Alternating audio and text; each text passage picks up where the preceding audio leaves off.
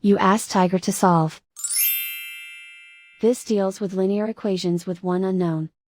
The final result is v equals 1/3. Let's solve it step by step.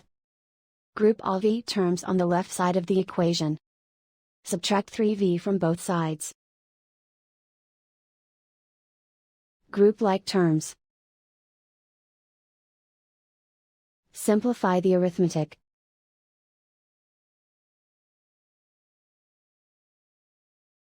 Group all constants on the right side of the equation. Add 2 to both sides. Simplify the arithmetic.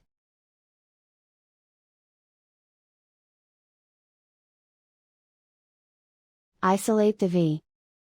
Divide both sides by 6. Simplify the fraction. Find the greatest common factor of the numerator and denominator. Factor out and cancel the greatest common factor.